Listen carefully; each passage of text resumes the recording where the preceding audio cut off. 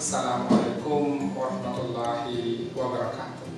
Alhamdulillah, alhamdulillah, tahun 2020 ini ketika kita merayakan 2 Mei sebagai Hari Pendidikan Nasional, bertepatan dengan kita menikmati suasana Ramadan, bulan suci Ramadan. Lalu kemudian pada saat yang sama kita juga mensyukuri pelaksanaan ataupun perayaan 2 Mei di tengah situasi kita saat ini. Namun demikian, ini tidak menjadi sebuah kerugian, apatah lagi kemudian ini kesempatan bagi kita untuk menuju kepada ujian sesungguhnya, ujian dalam suasana Ramadan, ujian menahan hawa nafsu, sementara yang kedua adalah ujian di tengah suasana pandemik global ya, COVID-19 ini adalah bagaimana pendidikan kita semakin relevan. Catatan-catatan berikut ini terkait dengan pendidikan kita, terutama pendidikan nasional, di mana pesantren, madrasah, perguruan tinggi Islam adalah bahagian ataupun pilar utama dari pendidikan nasional, dan hampir ya, bahkan tidak ada pesantren yang negeri. Semua pesantren adalah merupakan prakarsa masyarakat. Oleh karena itu, pendidikan Islam yang kita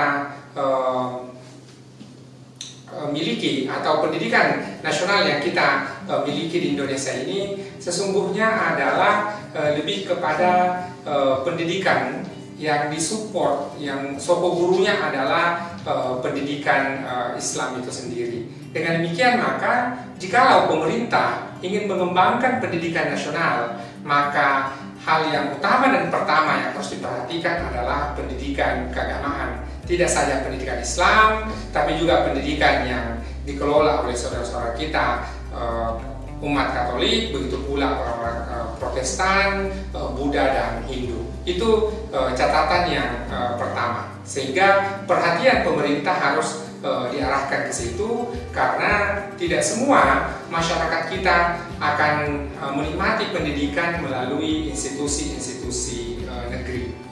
Yang kedua adalah sekarang pertanyaannya sederhana. Apakah di tengah suasana wabah yang sekarang ini, siapkah kita melakukan adaptasi?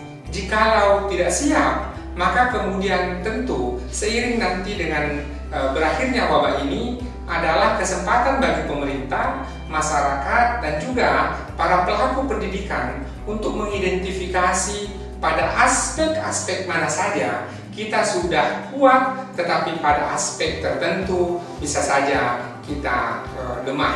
Selalu saya kemukakan bahwa orang Indonesia, kalau dia bermain badminton, kita bisa juara dunia. Kenapa? Karena hanya 2 orang yang bekerja sama. Tetapi dalam aspek pendidikan, seluruh komponen bangsa itu terlibat sepenuhnya di situ. Bicara tentang pendidikan, maka kita tidak bisa meninggalkan listrik, di mana BUMN seperti PLN turut berperan serta di situ.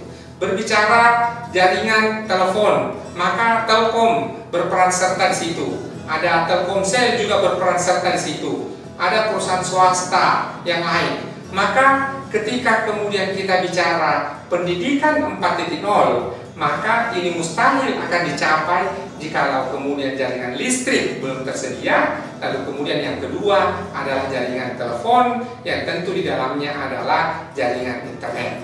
Terakhir, Bapak Ibu saudara-saudara sekalian, dalam rangkaian Hari Pendidikan Nasional kita ini tidak hanya terkait tadi kesiapan infrastruktur, begitu pula kemudian pendidikan Islam sebagai instrumen, tetapi pertanyaannya sederhana.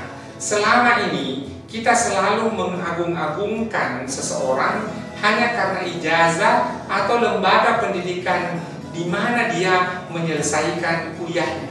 Padahal tidak menjadi jaminan seseorang yang lulus dari Harvard sekalipun ataupun bahkan menyelesaikan double degree di 2 perguruan tinggi terkemuka di Amerika Serikat sekalipun, itu kemudian mengerti apa yang disebut dengan konflik kepentingan.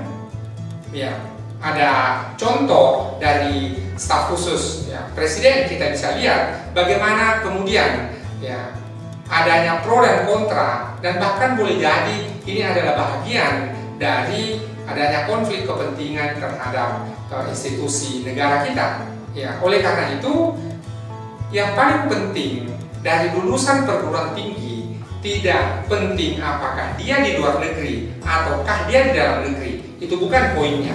Tetapi poin yang paling penting adalah apa kemampuan dan apa kompetensi yang bisa kita raih dari perguruan tinggi kita. Oleh karenanya, perguruan tinggi ataupun lembaga-lembaga pendidikan kita tidak boleh hanya sekedar berbicara tentang ijazah semata-mata, tetapi yang paling penting adalah lulusan dari lembaga pendidikan itu ketika memegang sertifikat, memegang ijazah, maka pertanyaannya sederhana: apa kompetensi, apa keterampilan, apa kemahiran yang dikuasai?